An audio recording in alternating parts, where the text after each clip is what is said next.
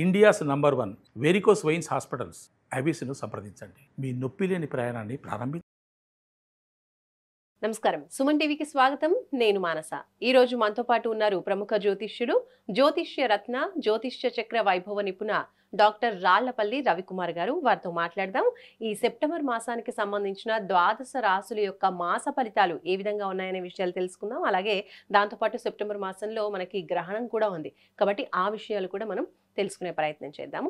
గురుగారు నమస్కారం అండి. నమస్కారం. గురుగారు, ముందుగా సెప్టెంబర్ మాసంలో గ్రహస్థితి అంటే నవగ్రహాలు ఏ స్థానాల్లో ఉన్నాయి అనే విషయాలు తెలియజేయండి. తపోనమ్మ ప్రదిందు సమాకారే పరబ్రహ్మ స్వరూపిణి వాసరాపీఠ నిలయే సరస్వతి నమస్తుతే. సుమన్ టీవీ ప్రేక్షకులకి నమస్కారం. ద్వాదశ రాశుల్లో నవగ్రహాలు సెప్టెంబర్ నెలలో ఎక్కడున్నాయో ఇప్పుడు తెలుసుకుందాం. ముఖ్యంగా శని వచ్చేసి మనకి మీన రాశిలో ఉన్నారు, రాహు వచ్చేసి మనకి కుంభరాశిలో ఉన్నారు, అలాగే కేతు వచ్చేసి మనకి సింహరాశిలో ఉన్నారు, గురువు మనకి మిథున రాశిలో ఉన్నారు, అలాగే శుక్రుడు కూడా మనకి సింహరాశిలో ఉన్నారు. శుక్రుడు వచ్చేసి మనకి 15/9/2025 నుంచి శుక్రుడు మనకి సింహరాశిలోకి వస్తున్నాడు. అలాగే బుధుడు కూడా మనకి 15/9/2025 నుంచి శుక్రుడు ఉచ్చస్థానమైన కన్యారాశిలోకి వస్తున్నాడు. అలాగే తులారాశిలో మటుకు కుజుడు ఈ నెలల్లో ఉంటాడండి. ఇది కాకుండా గ్రహణం కూడా ఉంది మనకి ఈ మాసంలో. సంపూర్ణ చంద్రగ్రహణం 7/9/2025 ఆదివారం రోజున సంపూర్ణ చంద్రగ్రహణం ఉంది. ఇది కూడా రాత్రి 9:58 నుంచి నెక్స్ట్ రోజు 8/9/2025 తెల్లారగట్ల 1:26 వరకు సంపూర్ణ చంద్రగ్రహణం ఉంది. ముఖ్యంగా ఈ సంపూర్ణ చంద్రగ్రహణం ఏ రాశుల మీద ఎఫెక్ట్ ఉండదండి. ఓన్లీ కుంభరాశి, కొంచెం మీన రాశి మీద ఎఫెక్ట్ ఉంటుంది. ఎందుకంటే కుంభరాశిలో శతభిషం 4వ పాదం మీకు వస్తుంది కాబట్టి శతభిష నక్షత్రం మొత్తానికి దాని ఎఫెక్ట్ ఉంటుంది. అలాగే పూర్వభాద్ర నక్షత్రం మీద కూడా వస్తుంది. పూర్వభాద్ర ఏంటంటే మనకి కుంభరాశిలో 1వ పాదంలో ఉంటుంది, 2, 3, 4 పాదాలు మీన రాశి మీద కూడా ఉంటుంది కాబట్టి ఇది కాకుండా కూడా వీళ్ళకి ఏలినాటి శని కూడా నడుస్తుంది. ఏలినాటి శని ప్లస్ చంద్రగ్రహణం నడుస్తుంది కాబట్టి కొంచెం ఇంపాక్ట్ ఎక్కువగా ఉంటుంది. ముఖ్యంగా కుంభరాశికి కొంచెం తక్కువగా ఉండొచ్చు, ఎందుకంటే కుంభరాశి అధిపతే శని కాబట్టి ఏలినాటి శని నడుస్తున్నా కూడా శని అంత దారుణంగా అయితే ఉండడు, కానీ గ్రహణ ఎఫెక్ట్ కూడా ఖచ్చితంగా ఉంటుందండి. సో జాగ్రత్తగా ఉండడం ఉత్తమం. సో శతభిష నక్షత్రంకి పూర్వభాద్ర నక్షత్రం మీదే చంద్రగ్రహణం వస్తుంది కాబట్టి ఈ 2 నక్షత్రాల వాళ్ళు కొంచెం జాగ్రత్తగా ఉండాలి. అలాగే కుంభరాశి మీనరాశి వాళ్ళు కూడా కొంచెం జాగ్రత్త వహించి చిన్న చిన్న శాంతులు చేయించుకుంటే సరిపోతుంది. ఇది నవగ్రహాలు ద్వాదశ రాశిలో ఈ స్థానాల్లో సెప్టెంబర్ మాసంలో ఉన్నాయి. సింహరాశి యొక్క సెప్టెంబర్ మాస ఫలితాలు ఎలా ఉన్నాయో ఇప్పుడు తెలుసుకుందాం. గురుగారు, సింహరాశి వాళ్ళకి ఈ మాసం ఎలా ఉంటుంది, ఎలాంటి అనుకూలతలు కనిపిస్తున్నాయి తెలియజేయండి. తప్పకుండా అమ్మ. సింహరాశి అనగానే మనకి మక 1, 2, 3, 4 పాదాలు, పొబ్బ 1, 2, 3, 4 పాదాలు, ఉత్తర 1వ పాదం, ఈ నక్షత్రాల సమూహంతో మనకి సింహరాశిలోకి వస్తుంది.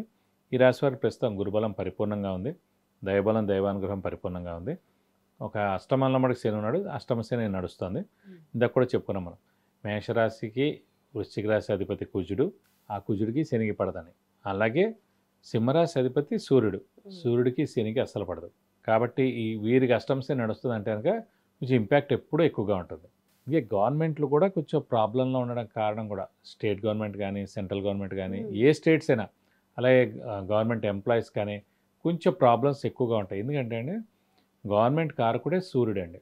అలాంటి సూర్యుడికి సింహరాశి అధిపతి అన్నమాట. కాబట్టి ఆ రాశి మొత్తానికి అష్టమ శని నడవడం, ఇది కాకుండా రాశిలోనే కేతు ఉండడం, సప్తమ స్థానంలో రాహు ఉండడం, ఇది కూడా చెప్పుకున్నాం మనం. గ్రహణం మామూలుగా ఉన్నా లేకపోయినా ఈ ఏణార్థం పీరియడ్ మటుకు సింహరాశికి కుంభరాశి వారికి మటుకు గ్రహణ సమయం లాంటిది అని.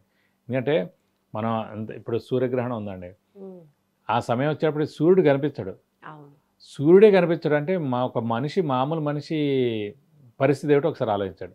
సూర్యుడు లాంటి అంత పెద్ద గ్రహమే మనకు కనిపించదు సూర్యగ్రహణం వచ్చినప్పుడు. అలాంటిది మన రాశిలో కేతు కానీ రాహు కానీ ఉన్నప్పుడు ఆ రాశి వాళ్ళకి గ్రహణ సమయం అనమాట, ఏనార్థం పీరియడ్. సో ఇప్పుడు సింహరాశి వారికి అంటే వాళ్ళు ఎంత మంచి వాళ్ళైనా, ఎంత హెల్పింగ్ నేచర్ అయినా, ఎంత దైవబలం ఉన్నా, దైవానుగ్రహం ఉన్నా, అందరికీ హెల్ప్ చేస్తున్నా, ఎన్ని చేస్తున్నా కూడా ఈ గ్రహణ సమయంలో ఎవరెవరు వాడికి పొగర ఎక్కిందనో, గర్వం పెరిగిందనో, పెళ్ళయిందైన తర్వాత నుంచి వేరేగా ఉన్నాను, ఇదివరకులా మాట్లాడలేను, ఏదైనా సాయం అడిగినా ఏదో అడుగుతున్నాను, అనవసరంగా ఏదో తిడుతున్నాను, ఇలాంటివన్నీ మాటలు వస్తుంటాయి అన్నమాట. సో అందుకు మనం అర్థం చేసుకోవాలి, అయ్యో మనకి గ్రహణ సమయం నడుస్తుంది, మనం మౌనంగా ఉండాలి. మళ్ళీ అనర్థంగానే మళ్ళీ అందరూ బెస్ట్గా అయిపోతారు మీకు. ఏనార్థం మటుకు ఇలా ఉండి ఇంకా మనైనా అనే మాటలు చిన్నది కూడా పెద్దగా అయిపోతుంది చూడండి, చిన్న మాటే. అవును. అలా ఎందుకు ఆ అవకాశం ఉండదన్నమాట. కాబట్టి ఓపికగా ఉండాలి. ఓపికగా ఉండాలి, పేషెన్స్గా ఉండాలి. అష్టమశని నడుస్తున్నందుకు మనకి సూర్యుడు అధిపతి శనికి పడదు కాబట్టి ఉమ్, ఇంకా జాగ్రత్తగా ఉండాలి. అలాగే రాశిలోనే కేతు ఉన్నాడు కాబట్టి ఇంకొంచెం జాగ్రత్తగా ఉండాలి. సప్తమ స్థానంలో రాహు ఉన్నాడు. ఉమ్, ఇప్పుడు సప్తమ స్థానంలో రాహు ఉన్నాడు అంటే సప్తమ స్థానం ఏంటి? భార్య స్థానం, ఉమ్, లేదంటే కనుక బిజినెస్ ఉంటే కనుక పార్ట్నర్ స్థానం, ఉమ్, లేదంటే మనకి ఇమీడియట్ బాస్. సో ఈ ముగ్గురితో కూడా ఇబ్బంది ఉంటుంది. ఉమ్, మరి సప్తమ స్థానంలో రాహు ఉన్నాడు కదా, అందులో ఇమీడియట్ బాస్తో ప్రాబ్లం ఉంటుంది, లేదంటే కనుక బిజినెస్ ఉంటే పార్ట్నర్తో కూడా ఉంటుంది, అంటే భార్యాభర్తల మధ్య ఉంటే కొంచెం అన్యోన్యత లోపిస్తుంది, ఏదో ఒక మాటలు అనుకునేందుకు అవకాశం ఉంది. కాబట్టి ఇది గ్రహణ సమయం కాబట్టి ఏనార్థం కూడా కొంచెం మౌనంగా ఉండడం ఉత్తమం. మరి వివాహం చేసుకోవచ్చు అంటారా సింహరాశి వాళ్ళు ఈ మాసంలో? అంటే ప్రస్తుతం ఏంటంటే లాభస్థానంలో గురువు ఉన్నాడు. మనకి ఏంటంటే మెయిన్ గురుబలం ఇంపార్టెంట్ వివాహానికి. మ్మ్. సో వివాహానికి కానీ సంతానానికి కానీ. సో గురువు అనేవాడు మనకి లాభస్థానంలో ఉన్నాడు కాబట్టి ఖచ్చితంగా అవివాహితులకు ఎవరైతే ఉన్నారో వాళ్ళకి ఖచ్చితంగా వివాహం అవుతుంది.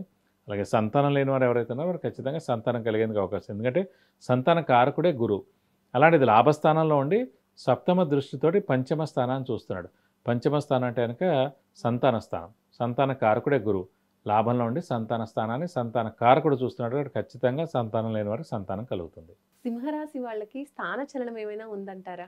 మనకి ఇందాక కూడా చెప్పుకున్న అష్టమశని. అష్టమశని అంటేనే స్థానచలనం అంటే ఇల్లు మార్పు కానీ, ఉద్యోగ మార్పు కానీ, ట్రాన్స్ఫర్ అవడం కానీ, లేదంటే వేరే ఊళ్ళో జాబ్ రావడం కానీ, మొత్తానికి ఊరు షిఫ్ట్ చేయడం కానీ మార్పు అయితే ఉంటుంది. ఖచ్చితంగా ఉంటుంది. సో గ్రహాల సంచారంతో మనం కూడా సంచరిస్తే మనకి చాలా మంచిది.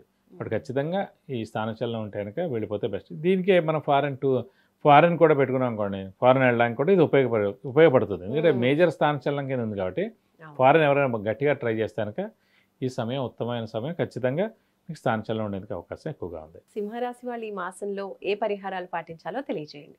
సింహరాశి వారి మటుకు మెయిన్గా అష్టమశని ఇంకా 2 ఏళ్ళు ఉంటుంది కాబట్టి ఖచ్చితంగా ప్రతి శనివారం ఉపవాసం అనేది పెట్టుకోవాలండి.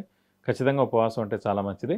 అలా వీలైతే కనుక ఒక శనివారం రోజున రక్తదానం చేస్తే చాలా మంచిది. అలాగే శివుణ్ణి, అలాగే మనకి ఆంజనేయ స్వామిని, వెంకటేశ్వర స్వామిని ఎక్కువగా ఆరాధిస్తే చాలా మంచిది. ఈ పరిహారాలన్నీ పాటిస్తే మీకు అన్ని విధాలా మంచి చేకూరుతుంది. విద్య, ఉద్యోగం, వ్యాపారం, వివాహం, సంతానం, ఆరోగ్యం, అలాగే విదేశీయానం, గృహయోగం, వాహన యోగం, ఇలా ఏ విషయంలోనైనా మీరు గురువుగారి నుంచి సలహాలు తీసుకోవాలి అనుకుంటే స్క్రీన్ పైన కనిపించే నెంబర్స్కి కాల్ చేసి పర్సనల్ అపాయింట్మెంట్ తీసుకోవచ్చు. ధన్యవాదాలు గురుగారు. నమస్కారం. నమస్కారం. చూసారు కదండి, ఇది సింహరాశికి సంబంధించిన సెప్టెంబర్ మాస ఫలితాలు. చూస్తూనే ఉండండి సుమన్ టీవీ. నమస్కారం.